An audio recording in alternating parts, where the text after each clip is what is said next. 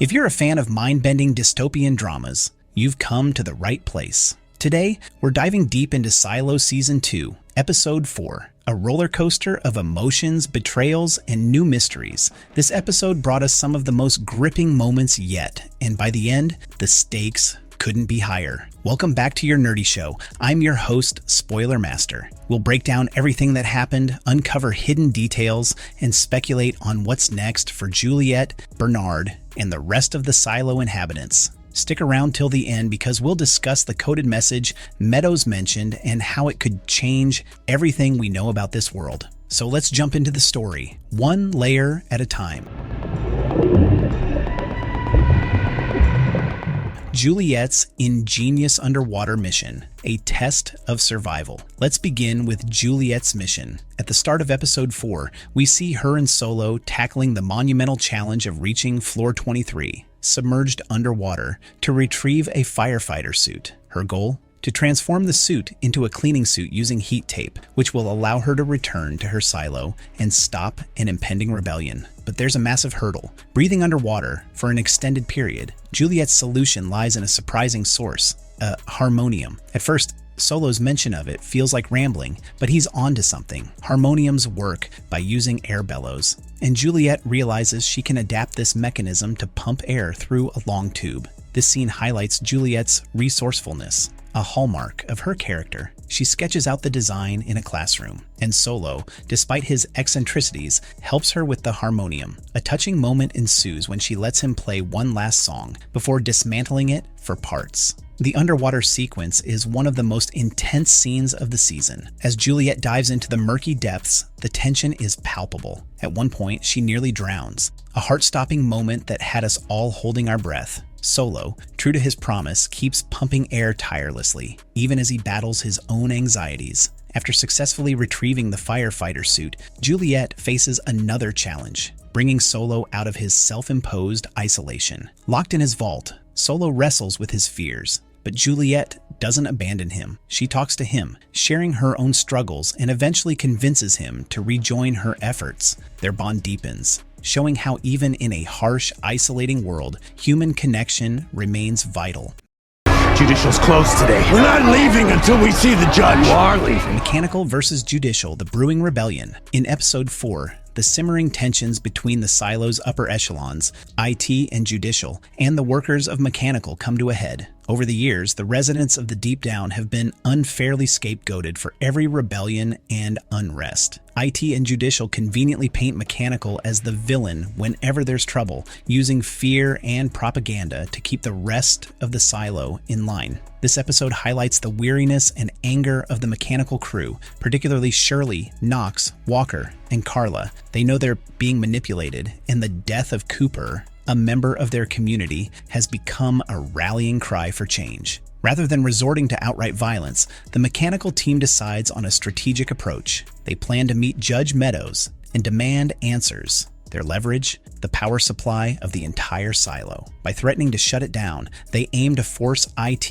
and Judicial to listen. This decision is incredibly risky. The Deep Downers are already seen as troublemakers, and threatening the power supply will only heighten the stigma. But Shirley and Knox's resolve speaks to the desperation of a group that's been pushed to its limits. Sims, ever the enforcer, sees this as an opportunity to crush Mechanical with brute force. His eagerness to use violence highlights his belief that fear is the only way to maintain order. Benard, however, takes a more calculated approach. He advises Sims against excessive force, knowing that a violent crackdown could escalate the situation and create martyrs for the rebellion. This conflict between Sims's aggressive tactics and Benard's cold strategic manipulation adds another layer of tension. Benard's subtle approach, however, is no less dangerous. He's playing a long game, waiting for the perfect opportunity to use Mechanical's actions against them. As the Mechanical crew moves forward with their plan, the audience is left wondering, will their courage lead to justice,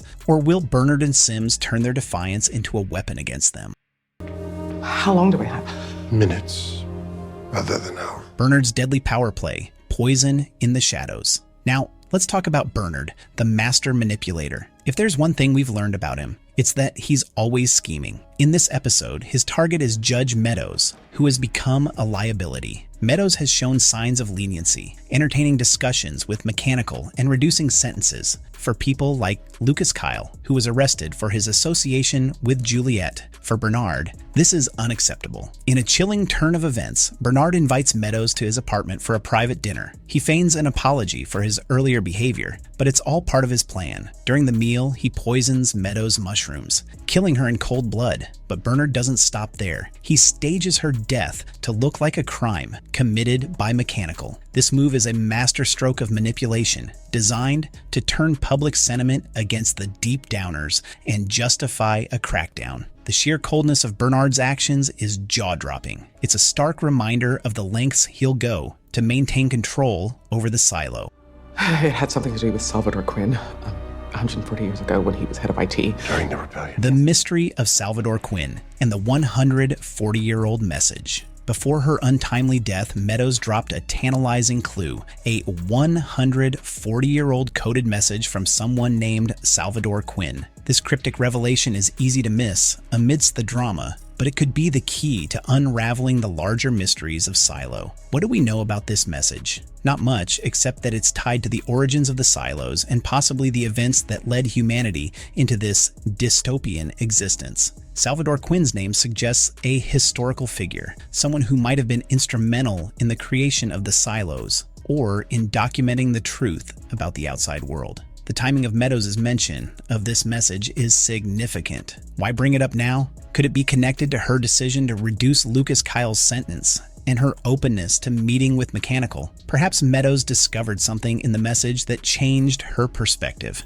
leading her to question the status quo. Benard, ever the skeptic, dismisses the message as irrelevant, but his reaction could also be a calculated move to keep its contents hidden. If the message contains information that could destabilize his power or reveal the truth about the silos, Benard would have every reason to downplay its importance. Did a doctor say he was dead? No, not officially. Billings and Hank. Uncovering Judicial's dirty secrets amidst the chaos, Billings and Hank quietly step into the role of investigators. Their subplot in episode 4 is a slow burn, but it's packed with revelations that expose the dark underbelly of Judicial. The duo begins by looking into the deaths of Cooper and Patrick Kennedy, two pivotal figures in the recent unrest. Cooper, a member of Mechanical, was killed during a clash, while Patrick, a brainwashed raider, died under mysterious circumstances. At the coroner's office, Billings and Hank make a startling discovery. Neither body is where it's supposed to be. Judicial has taken Cooper's corpse, and Patrick's body has simply disappeared. This is highly suspicious, especially when they remember that Patrick's gunshot wound wasn't fatal. The implication is clear. Judicial is manipulating events behind the scenes. Patrick's death, like Cooper's, has likely been staged to fit a narrative that serves Benard and Sims's agenda. As Billings and Hank dig deeper, they begin to piece together the true extent of Judicial's corruption. Sims isn't just enforcing laws, he's orchestrating violence and chaos to maintain control. The clash that led to Cooper's death was no accident. It was a carefully planned event, designed to vilify Mechanical and justify further oppression. This subplot adds a detective story element to the episode, as Billings and Hank unravel the web of lies spun by Judicial. Their growing awareness of the silo's corrupt power structure raises an important question. Can they expose the truth before it's too late? Justice! Justice! Justice! Conclusion? What's next for Silo? This episode was a masterclass in tension, intrigue, and character development. It deepened the show's central mysteries while introducing new ones. Juliet is preparing to return to Silo 18, determined to prevent a rebellion. Benard is tightening his grip, using Meadows' death to justify a crackdown on Mechanical. And Billings and Hank are inching closer to the truth about Judicial's dark agenda. But the big question remains, what was in Salvador Quinn's coded message? Could it hold the key to humanity's survival? And will Juliet be able to unite the silo before it's too late? We want to hear your thoughts. What do you think the message contains? Will Juliet succeed in her mission? And how far will Benard go to maintain his power? Let us know in the comments below. If you enjoyed this breakdown, don't forget to like, subscribe, and hit the notification bell. Stay tuned for more deep dives into Silo and other amazing shows. Thanks for watching, and we'll see you in the next one. what it's like to be scared solo. You're not. No, what the heck, I'll laugh anyway.